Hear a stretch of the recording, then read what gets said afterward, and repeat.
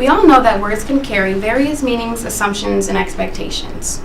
Today I'm going to be discussing the word epilepsy and how its implications have changed over the past several centuries.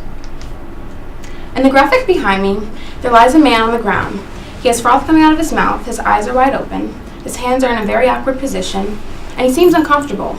This man is experiencing an epileptic seizure, which is very common when patients have epilepsy. Now, continuing with this example, if you had a small child with no background knowledge about what epilepsy is, and the child walked past this man, the child would most likely want to shy away because the child would probably think he's a little scary, even maybe a little dangerous.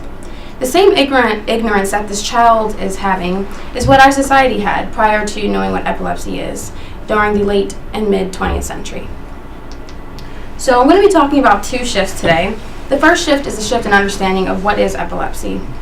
And it used to be seen as a sinful spirited curse in which patients were possessed by a sin or a demon.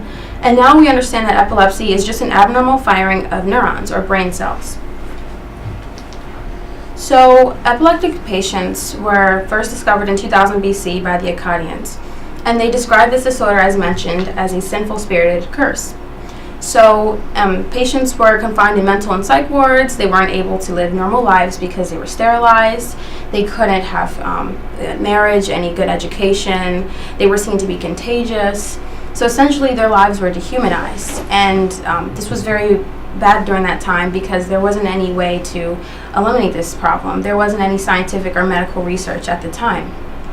However, after we have medical and technological advancements, we now know that epilepsy is just eccentric electrical discharges throughout our body that are stemmed from our brain.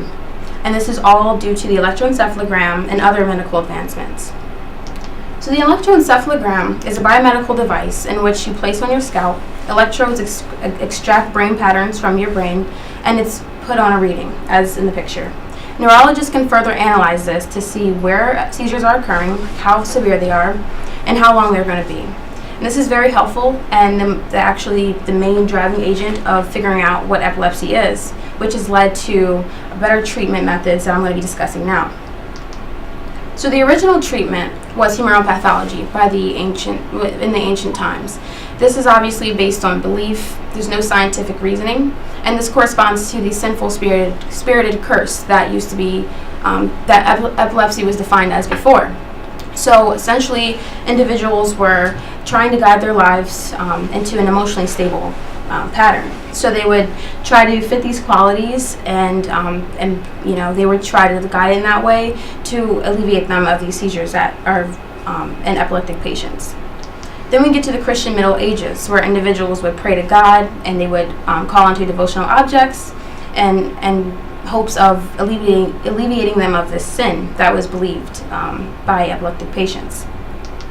And then during the Renaissance, we started to see more scientific measures being made. So a castor, the human skull, and mugwort are just examples of different chemicals that were used at the time. It's a mixture between belief and science, so it wasn't adequate enough for these patients. So the first surgical method of alleviating these seizures in epileptic patients was called the lobotomy, which is a type of craniotomy in which the corpus callosum, which lies between the right and left brain hemispheres, is severed. And basically this would help alleviate some seizures, but it would leave patients with less cognition. So they would be less of a person in the end. It was too barbaric and it wasn't really helpful, it was more harmful. But now we have drug therapy, which is a lot better. It's more specialized for each patient because there are many types of medications that you can get, such as Vimpat or Keppra, and these are a lot safer. There's a lot less side effects. So this is now the current treatment of epilepsy. It alleviates 70% of patients' seizures. So some of you guys may be asking, why is this important? And I believe this is important because it demonstrates how medicine is becoming more accurate, precise, and reliable through advancement of technology. And I believe that such disorders such as schizophrenia, that has a very negative connotation to it right now, can also be looked into more similar to epilepsy and help those people's lives who are confined in these mental wards and who have a really bad reputation. So I believe that this is a great example of how we can advance as a society and start to create more equality within all members. Just to share a quote by a well-respected neurologist named Michio Kaku, Every brain has 100 billion neurons. Each neuron is connected to 10,000 other neurons. What's sitting on your shoulders right now is the most complicated object in our known universe. Thank you.